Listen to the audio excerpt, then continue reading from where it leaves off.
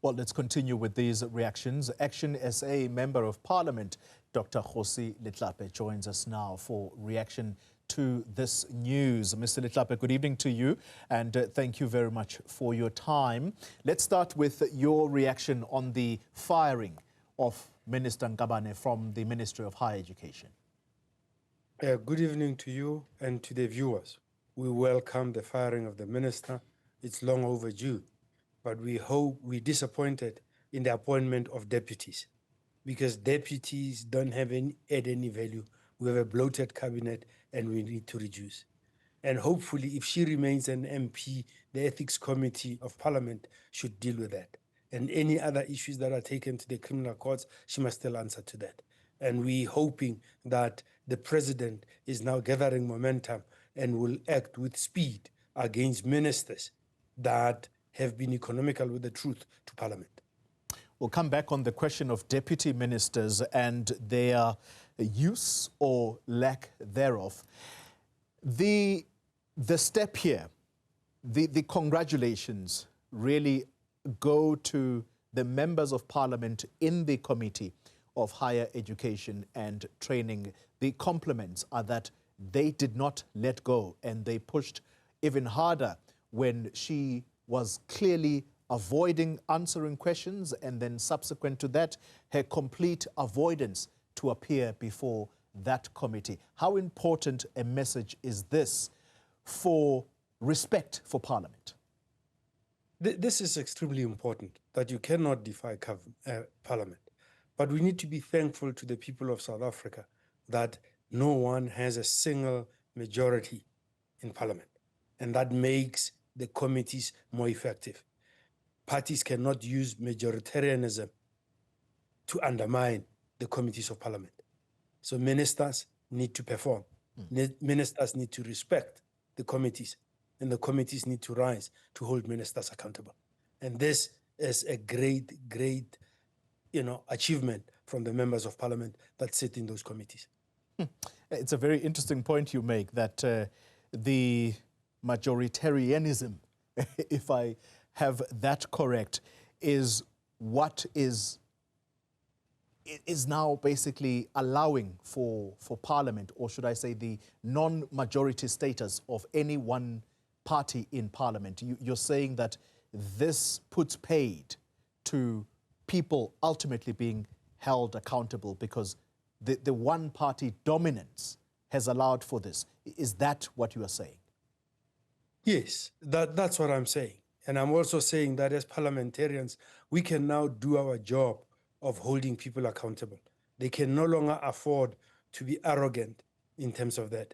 And we now have to work together as members of Parliament, serving the people of South Africa. As MPs, we MPs for the people of South Africa. We may be there brought by our parties, but we're there to serve the collective. And ministers have to account and have to deliver. And we need to ensure that for the monies that we spend, the taxpayers' monies that we spend, our ministries become useful. We have many underperforming ministries. We have many arrogant ministers, and they should learn from what has happened to their colleague. I'll come in a moment to the question of deputy ministers, because that's what you raised a little earlier.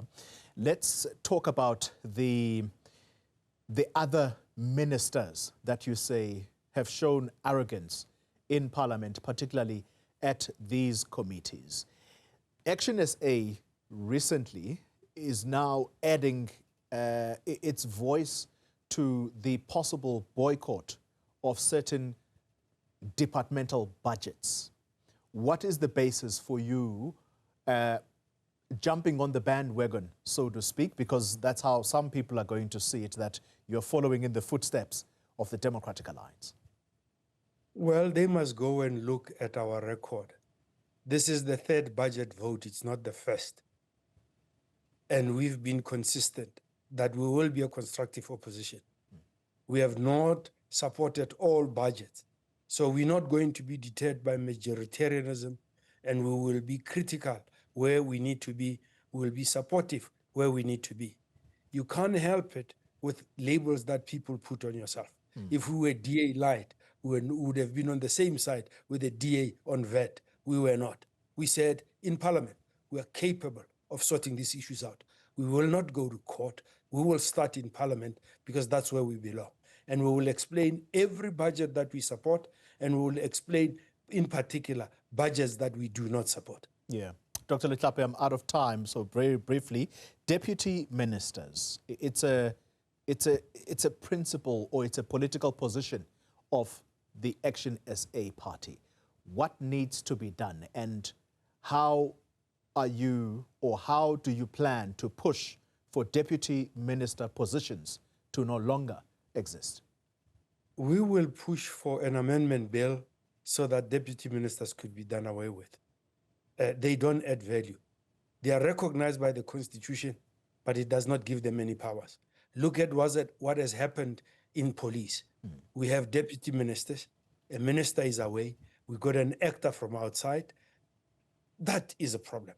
If the deputies cannot act on behalf of their principals, and even on engagement, they cannot speak on policy matters at any level.